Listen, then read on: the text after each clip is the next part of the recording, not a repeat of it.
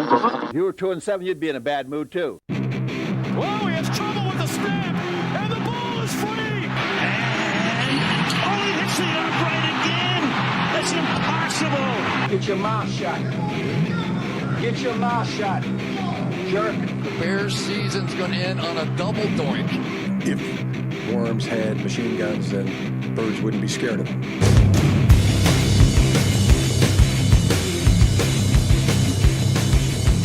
Hey everybody, welcome to a Word Hole Media presentation of the Limp Ditkas podcast. I'm Pete. I'm Ryan. Welcome to the Limp Ditkas podcast, the first of 2021, episode 11. We have lots of NFL news to talk about. We have lots of college news to talk about. We've got teams making the playoffs, teams not making the playoffs, teams exiting the playoffs in college already. I mean, it's going to be a long show. So let's jump into it right away. I guess we start with pro football, the National Football League. It was quite an eventful final week. It was. Your Dallas Cowboys were vying for a playoff spot inexplicably, as they are well below 500, as is the entire NFC LEast, as we've referred to it. And the Least did not disappoint in week 17. It was complete mayhem on all fronts in the saddest ways possible. But I was wondering what your perspective was watching games all weekend as your Cowboys were in it. I thought the Cowboys were totally going to win that game. Andy Dalton got his act together after one of the most horrendous first halves of passing I've ever had the displeasure of witnessing, where simple throws he could not hit over and over again, where Dallas had opportunity after opportunity. That being said, the Giants had opportunity after opportunity, and the Dallas defense held tight and got two more turnovers that game to have dominated the end of the season with like 13 takeaways in 4 games or something like that, in 4.5 games, something crazy like that. So looks like they had kind of turned the corner a bit. The perplexing moment of that game is when it looks like the Giants receiver, I think it was Sterling Sharp or whoever, clearly probably not Sterling Sharp. I mean, well, who cares? He drops. I think he's about 50 years old right now. Well, it may be on the Giants. Sterling Shepard, excuse me. Oh yes, that sounds right. Clearly does not complete the catch, does not complete the process. The ball hits the ground. This is a crucial point of the game because it changes it from a 50-yard field goal to a 57, 58-yard field goal attempt. Everyone sees it. The Cowboys do not challenge. Cowboys do not challenge the play. It's a 50-yard field goal. Giants make it. And then in a desperation throw at the end, Andy Dalton gets intercepted. Game over. Now, I was really annoyed by that at the time. However, with the way the evening ended up, I really don't care because the Cowboys, as I had not seen this before we came on, but you alerted me to this, ended up with the number 10 pick. They get a top 10 pick with a pretty, when healthy, so hopefully they can draft for some depth. But when healthy is a very good squad, and we saw what they could do offensively at the beginning of the season with Dak Prescott, where they were just dominating the league. Dak Prescott, pre-injury in that second half, was about to set the all-time record for a quarterback in the first 4 games of passing. So, anyway. Well, if you were annoyed after that game, you would have been really annoyed if they had actually won that game and then watched the Sunday night game. So I became less annoyed when watching the Sunday night game and seeing what it could only be described as the most blatant laydown. Yeah. The most blatant laydown, the most blatant tank in NFL history, where Jalen Hurst, who didn't have the greatest game passing, but had rushed for 2 touchdowns in the game and was doing what he needed to do to win the ball game for Philly is removed. So, quote unquote, the Phillies, Doug Peterson can see what he's got in his third string quarterback. What? What? It was a dog shit game. It was only entertaining because of the idea that they might be live tanking on the field in front of us. Yeah, it was obvious what Doug Peterson was doing. Even though Jalen Hurts, you wouldn't think is, the world beater that would, tip the balance of a division race, but he was definitely the best option for him to be pulled from the game. It was just hilarious. It was an obvious moment to hand the division to the Washington Redskins in favor of what could have been the New York Giants. So the memes were like literally Doug Peterson would do anything just to fuck over the Giants, which is just hilarious. But it would have been you guys, the Cowboys, if you had won your game. So I can't imagine what your feelings would have been if that was a scenario where you actually won earlier in the day and then just to get screwed over at the end of the day by very interesting coaching decisions. Yeah, but it makes sense from a Philly standpoint. They didn't need to win that game. That wasn't going to do them any good. That gives them a better draft slot. They get the 6th seed now. Yeah, they actually stayed in front of the Lions, which we'll talk about later. I was hoping Philly would win that game so the Lions could jump up to 6, but so you don't see that. I guess it's not a unheard of scenario. We hear about it in other sports, tanking, but you don't really see that so blatantly in football, and it's never played out that way so perfectly in front of everyone's eyes. So just leave it to the NFC LEast to provide us those moments, which it was classic, the perfect way to end the NFL season on such a suspicious, dour note. But yeah. Worked out for you guys. Well, there was something worked out for me in that Cowboys loss because I knew the Bears were going to lose later that day.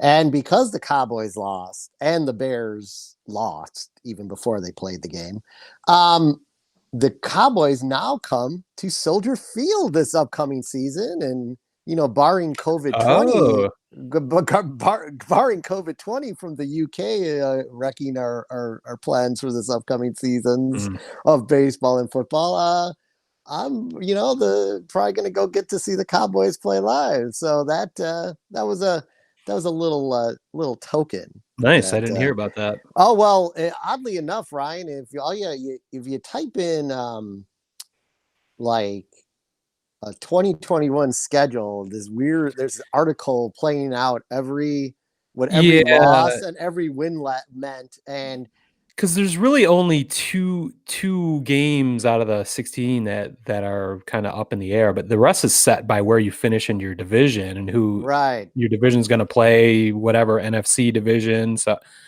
yeah, it's funny. Like you talk about a last place schedule or a first place schedule. It's not much different. It's all kind of set in stone except for like 2 games. So yeah, I forgot you could actually calculate what next year's schedule would be.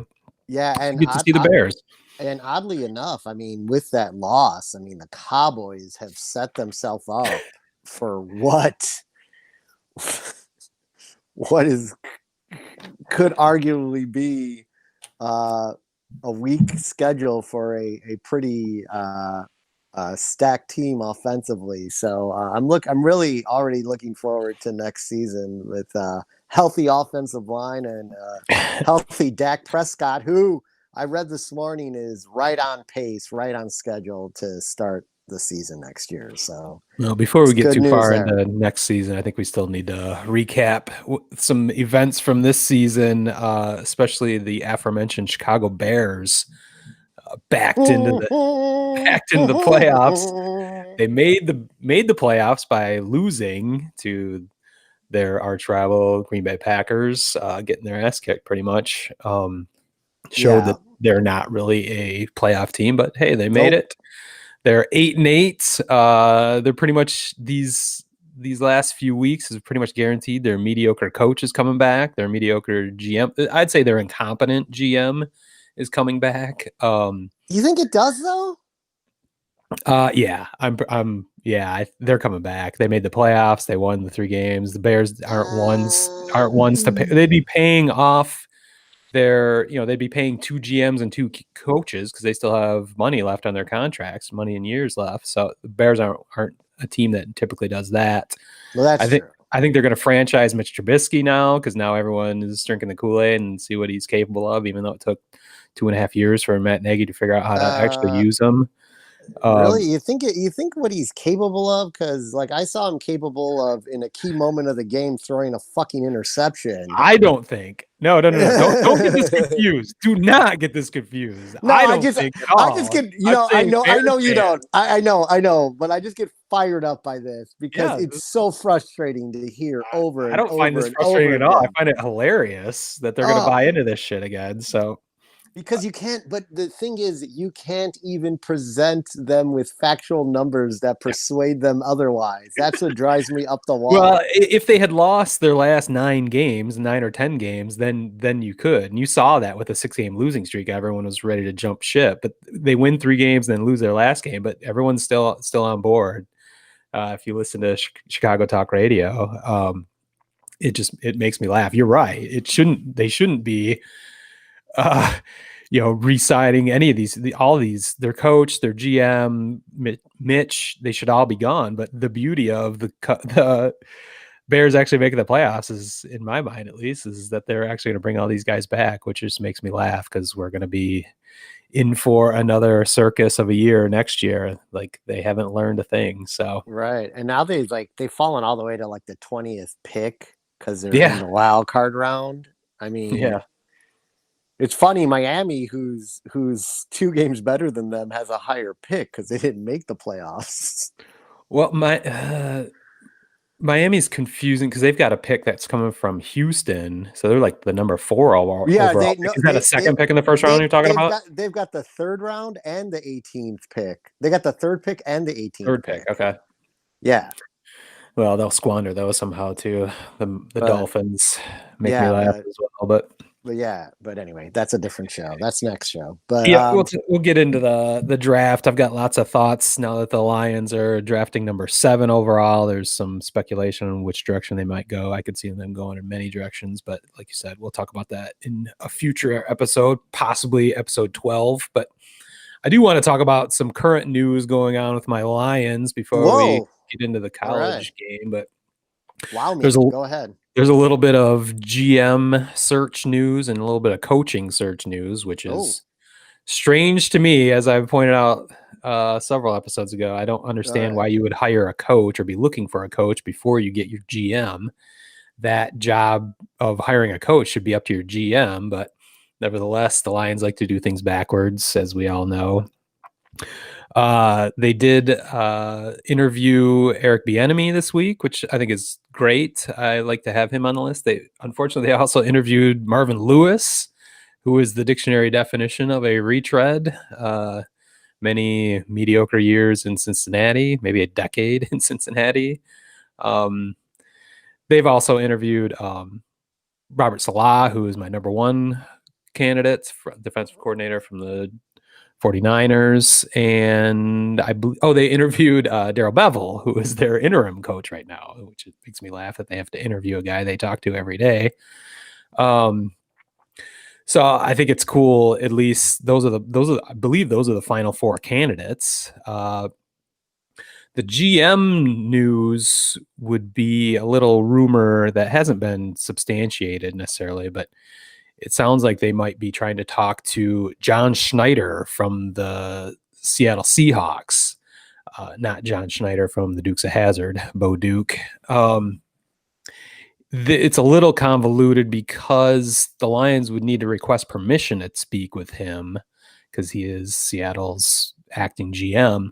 The speculation came in because I believe Pete Carroll was giving like player personnel responsibilities now, so it's kind of neutered any GM with Seattle. So it seems like he would be interested in jumping ship since they just let the coach take most of his job from him, which is kind of a strange move. But I don't know. So I appreciate what Seattle has done over the last few years. I think a lot of what they've done is drafted Russell Wilson, and everything else just sort of worked out because he's been fantastic. And was originally under, the rookie contract, which didn't hurt their salary cap. So it allowed them to focus on their defense and in other areas. But as you see, they've kind of dropped off quite a bit since he got a significant contract. And those resources have been taken away. So I'm not sure how much John Schneider was responsible for how good the Seahawks had been over the last several years, but I don't know. He's got to be better than Bob Quinn. So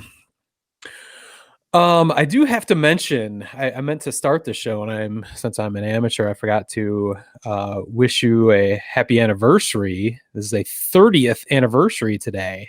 I wonder if you know what happened 30 years ago today. Lions fans might. No, the Lions beat the Cowboys. The Lions beat the Cowboys on January 5th, 1991. In 39-7? It was 38-6, I believe. 38-6. No, I was off by one. Yeah, it's not bad. It's not bad for springing this on you. But yeah, happy anniversary. This is the anniversary This is the start of what is one of an epic Super Bowl run. Yeah, two teams went in opposite trajectories after this game, but the 1991 Detroit Lions were the only team to have won a playoff game in the last 64 years now. So thanks, Lions. And after that, they didn't win another game. We're 30 years on. I think the very next year, the Cowboys won the Super Bowl? Won 3 Super 92? Bowls in 4 years. Yeah. Would have won 4 in 4 years if Jerry and Jimmy didn't get in an argument. But, you know, what can you say? I feel bad for you there, but I know you should. Probably would have won even more, but hey. So I was thinking, like, what 1991, January of 1991, I was a senior in high school getting ready to graduate. I believe I was in college. You were in college then? I was a freshman. Columbia College? No, I was at local college then, local community college, doing my gen eds at Moraine Valley. Just wanted to get the gen eds knocked out at a discounted price. I'm a proponent for community college. I spent 2 years at Lansing Community College. I was actually living the dream. I was working at a record store, nice. 40 hours a week. 16-hour school schedule and going to shows for free and meeting bands. I mean, we were still, I believe, 10 months away from Nevermind being released. Was that October 91? I got it about 6 months early, which was really cool. Wow. Nice. I got that, Pearl Jam 10, and Bad Motorfinger all like between 3 to 6 months earlier. That's a good time to be working in a record store. Yeah, we were playing them nonstop.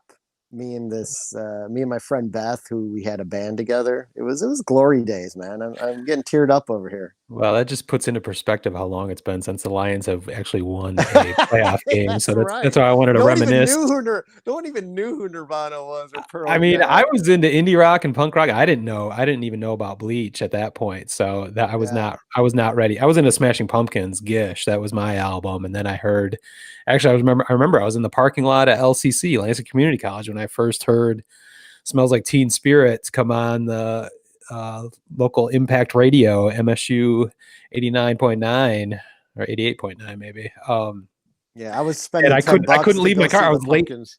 I was late for class. I couldn't leave my car as I was listening to Smells Like Teen Spirit. I was like, oh my God, what the hell is this? Yeah. So congratulations to the Lions 30 years ago today. All right. See if we can win another game at some point. Let's go, boys.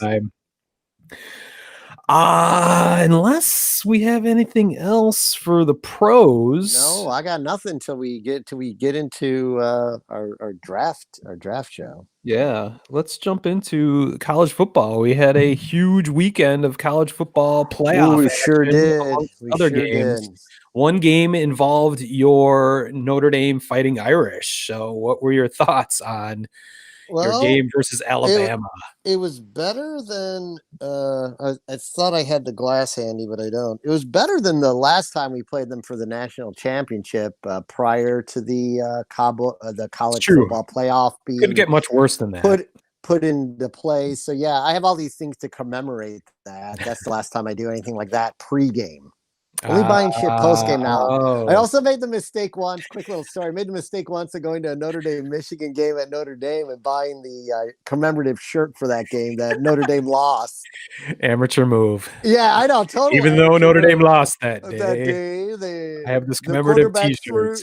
the quarterback threw for 1,000 yards. Yeah.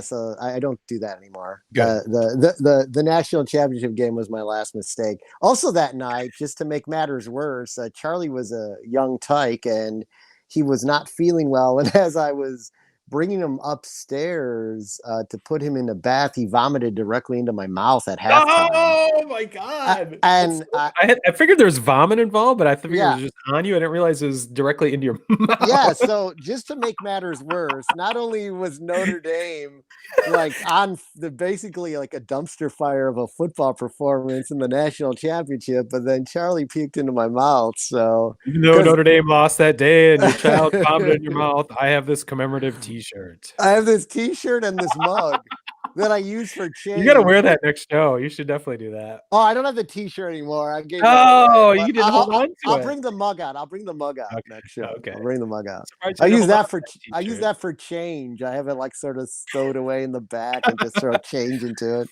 When you're short for rent that day. But the thing that was interesting about that game is one, and we traded some text back and forth. The athleticism of an Alabama team over a Notre Dame team is glaring. It was glaring against Clemson, but yeah, maybe not glaring, but yeah, I thought maybe you'd be more prepared for it, but yeah, it was obvious. Yeah, and I think what was disturbing again, and this game went a lot like the second Clemson game, which doesn't make any sense to me. I still cannot figure out why Notre Dame did what they did to Clemson the first game offensively.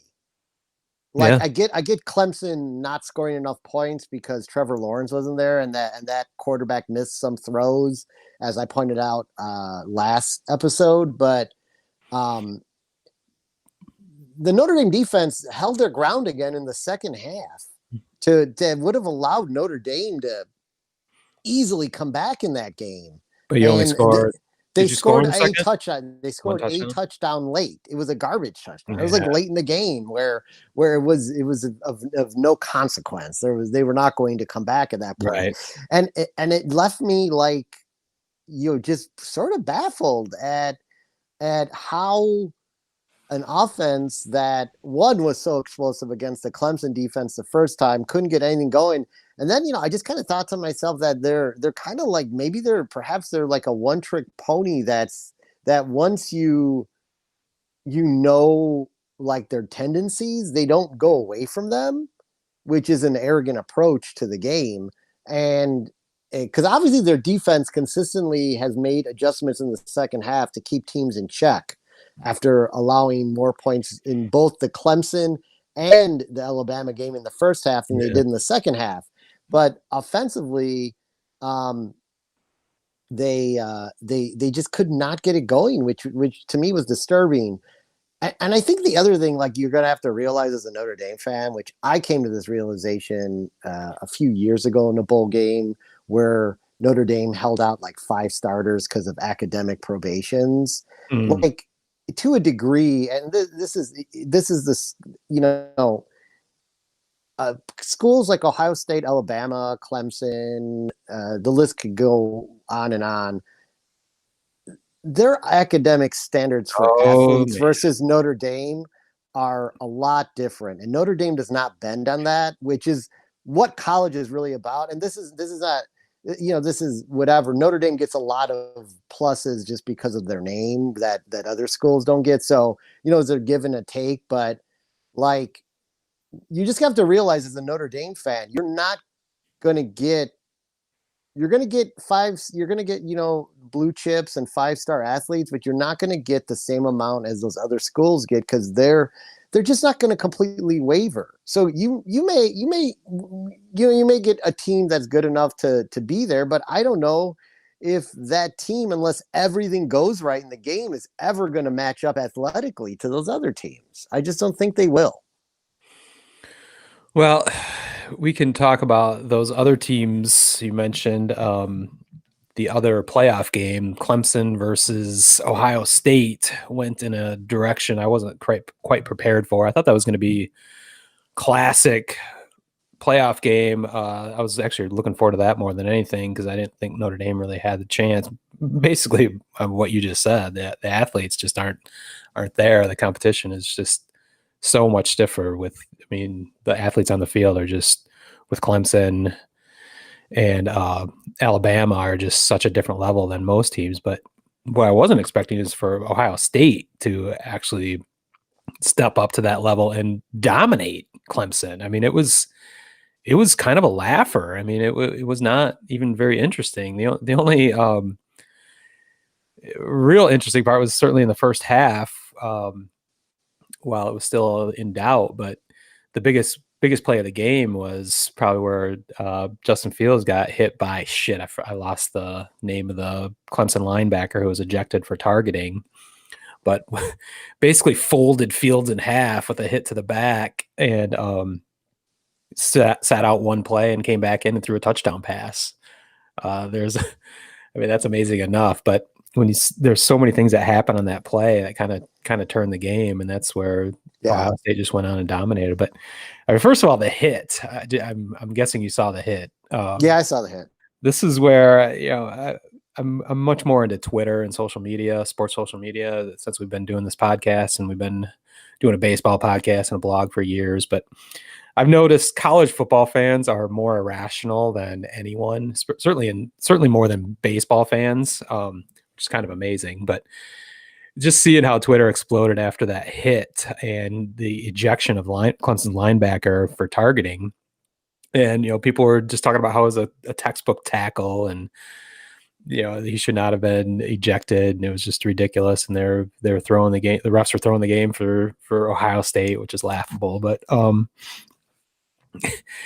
it just proves that people don't know what the fuck they're talking about, because literally there's 4 bullet points that define what targeting is for college. The 4th bullet point is lowering your head and using the crown of your helmet, and that's literally what the linebacker did. He lowered his head and used the crown of his helmet to make the hit. If it's not hitting him in the head, it had nothing to do with the actions of Justin Fields spinning at the last moment.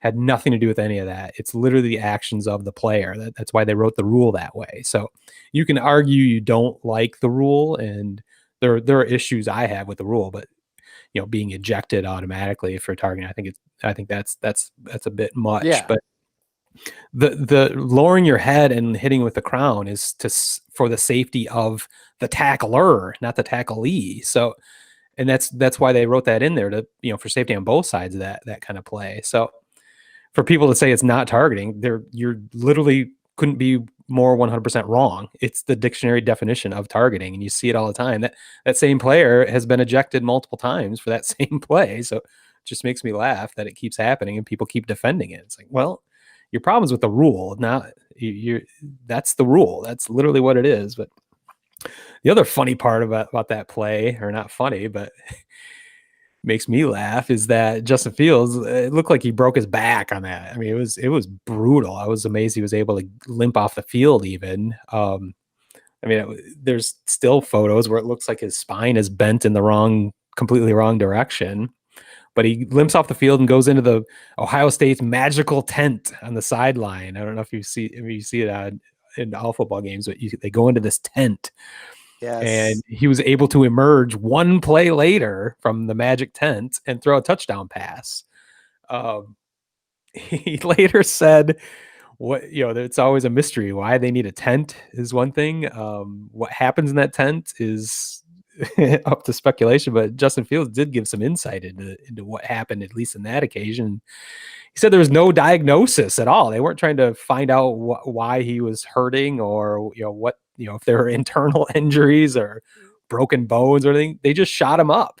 They literally just shot him up with painkillers or whatever it took, the magic Ohio State juice to get him back on the field and throw touchdown passes. So it just shows you I mean, that's just a little microcosm on many examples of how this sport is not about safety or the student athlete or anything. This is about millions of dollars and scoring touchdowns, and whatever touchdown juice they could inject Justin Fields with, they will, and he gladly took, and it certainly was effective. So congratulations to him. Congratulations to Ohio State. Yeah, I mean, it was. I guess I'm sick of Clemson and Alabama being in the final game every year. So I was rooting for Ohio State, but I felt gross doing so because I hate Ohio State. I hate everything about them. But I didn't want to see Clemson versus Alabama yet again. So yeah, and I think we both wanted to see Dabo Sweeney eat his words. Yeah, and he ate them big time. I mean, he did. I did see ranking Ohio State number 11 in the coaches poll. So does that make Clemson number 12 in his mind then, or I don't know? I saw a funny thing that said he moved him up to 10 this week. That game, I thought Ohio State was going to win that game, and I will continue to say this, and I'm going to sound like a broken record. And even though it wasn't against, it was against some Big Ten squads that were not the greatest. But the fact, again, that Ohio State won 2 games this year with like 19 backups in was like just a testament to what a machine they are right now. And I really do think they have a chance to beat Alabama on January 11th. I mean, I think they have a legit shot. It's the difference is going to be, though, like, you're not going to get, I mean, look, I noticed them in the Notre Dame game too, and this is another reason Notre Dame's offense couldn't get going. I mean, Notre Dame played a lot of teams who don't know how to wrap up, and Alabama's defense, even though they have been known to let up a few points, they don't miss a lot of tackles, though. Yeah. And Notre Dame has some guys who, once a tackle is missed or you miss a tackle, like, they're gone, right? They did not have that opportunity that game. So, Ohio State's going to have to create some mismatches and matchup problems for Alabama, which is not a lot there to do, but they're going to have to create that, and they're going to have to, to create things like that to beat them. But I think they got a pretty well-oiled offense going there. So I think it could be like a real shootout. Yeah, I'm looking forward to it, at least. One other thing to pile on to Dabo about is I don't know if it's speculation or rumor or if it's been proven that part of what led to that blowout on Friday night was Clemson is known for stealing signs from the opposing offense. And interesting. So one of Ryan Day's strategies for Ohio State was to actually not do their hurry up offense with signals coming from the sideline. They actually huddled up.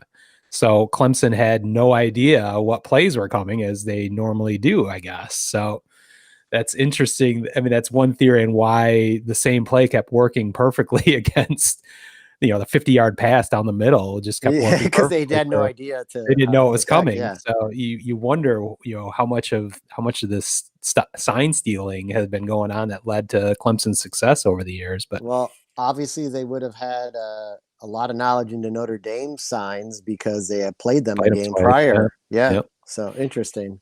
Well, another thing I wanted to bring up from the weekend is kind of ancillary, kind of on the perimeter of the playoffs, but we saw Texas A&M beat North Carolina. It was at the Orange Bowl. Was that the Fiesta Bowl? I don't even know. Yeah, that was the Orange Bowl. That's actually was that was the Orange Bowl. Sucks that I don't even know what bowl. The bowls are so inconsequential now. You don't know what bowl you're watching anymore. And it was weird. The Rose Bowl wasn't even played in California. Yeah, it's played in Texas. It's played in Texas. So yeah. But yeah, a little great moment in gambling history in that game.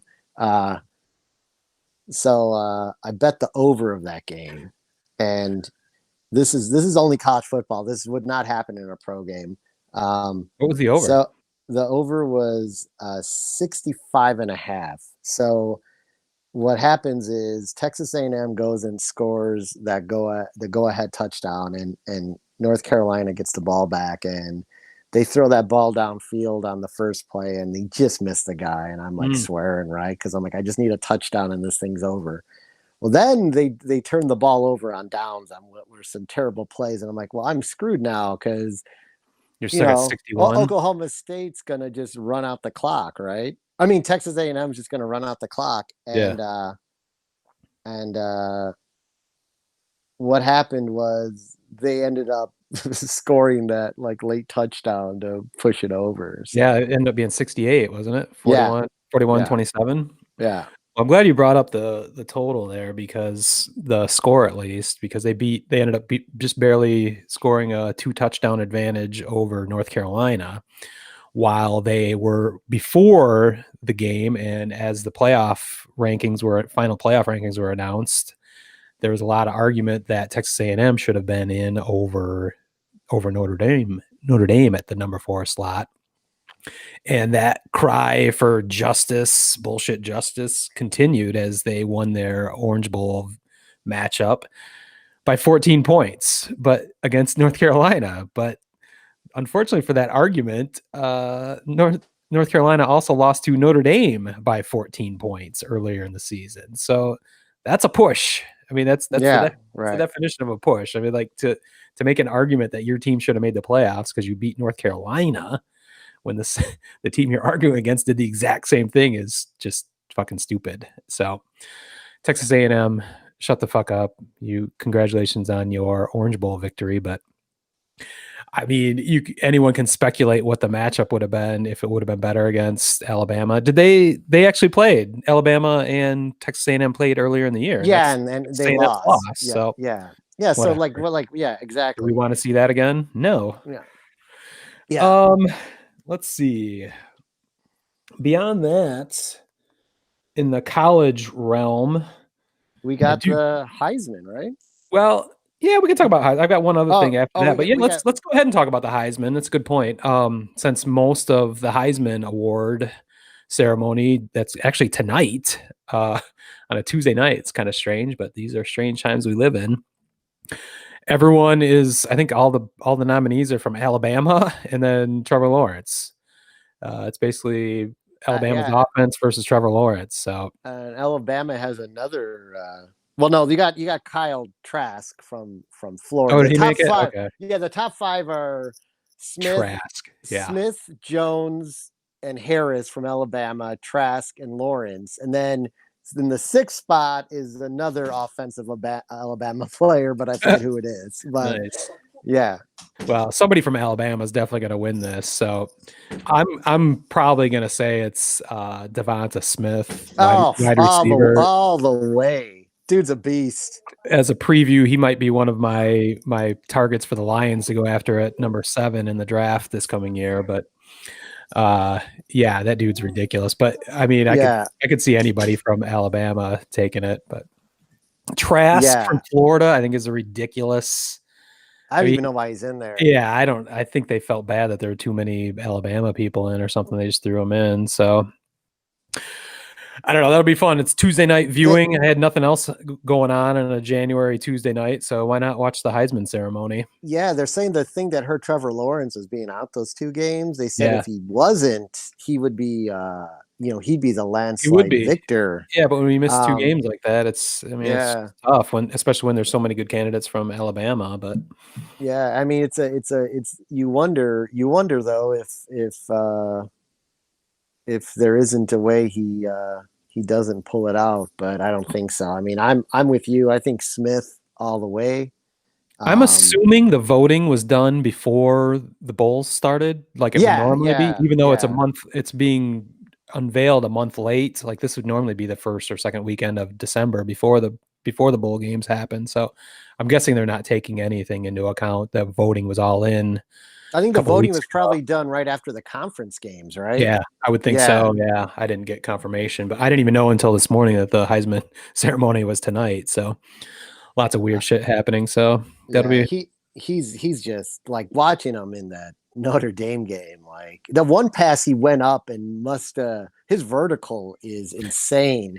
Like Mac Jones basically overthrew him, but it was a completion for a first down. I mean, think Mac Jones' numbers are hyper inflated by the skill positions that he's taken benefit of. Yeah, so.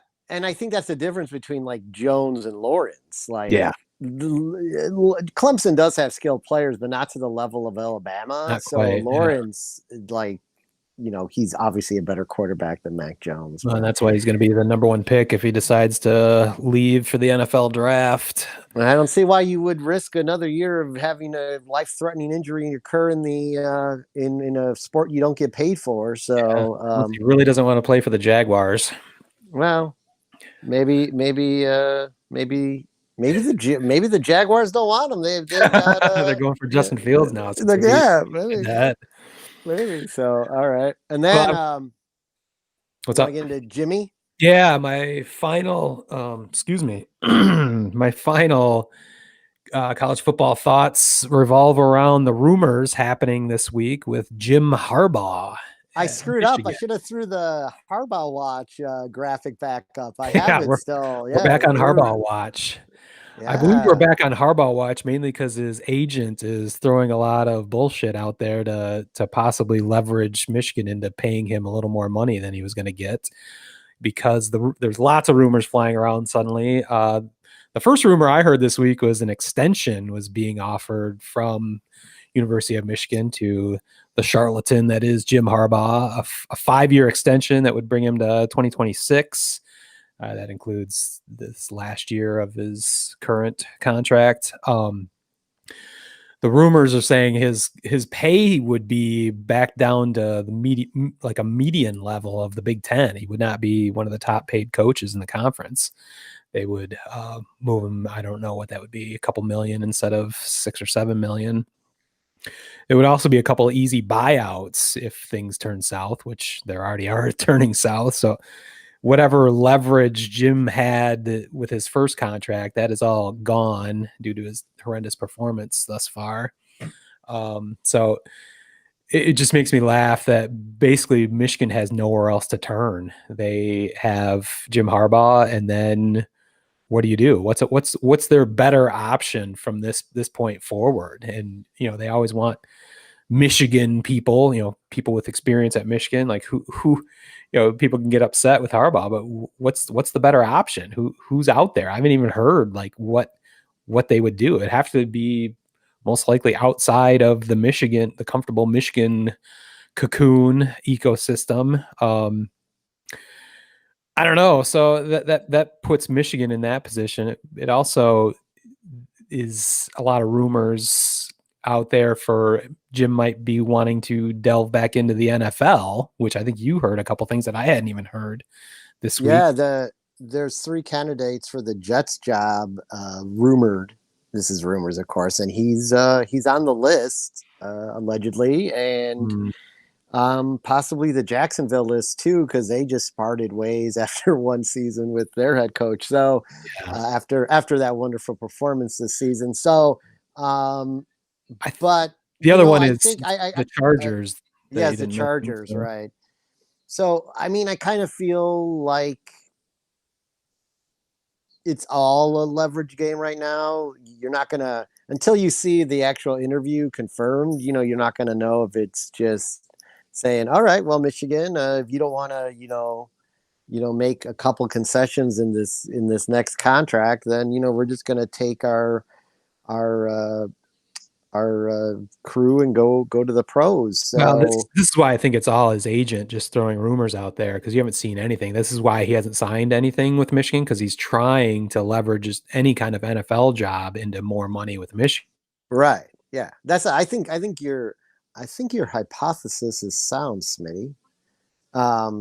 Where he could be exposed again immediately in the NFL, where that if he doesn't win right away, he'd be jettisoned from that organization within 2 years. So if he can get a 5-year deal with Michigan, into 2026, even, I think he would jump at that. So that's why I think this is just his agent throwing shit out there to try and leverage a little more money out of the University of Michigan. It's curious. This stuff is all coming out. He didn't sign an extension. He could have signed it months ago.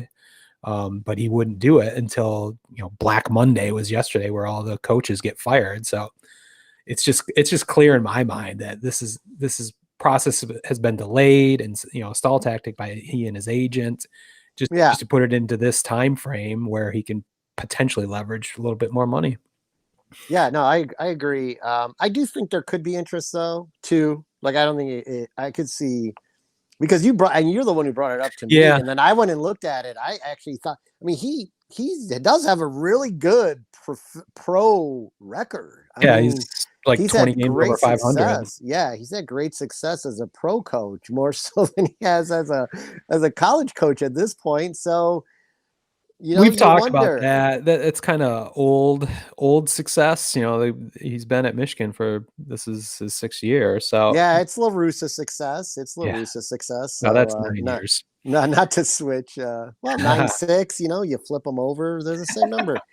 But yeah, so you don't know. You also don't know based on that. Like the NFL was a lot different 6 years ago, and 6 years ago was the start of the NFL starting to weed out those old school type of coaches, the like my way or the highway type of coach, for these more progressive analytics driven type individuals. So specifically talked about, I pinned that specifically on the emergence of the RPO, the run pass option. That was a brand new thing that Harbaugh took advantage of, or his offensive coordinator, who I can't remember at the time, took advantage of with Colin Kaepernick. And that was a revolutionary tactic at the time. And now it's pretty standard, and it's been mitigated over time by defensive coordinators. But that was I believe what, in my mind at least, what led Jim Harbaugh to his pro success, and why he needed to get the fuck out as soon as possible, because he was out of ideas. So yeah, I don't know. I just think the guy's a charlatan and a fraud. So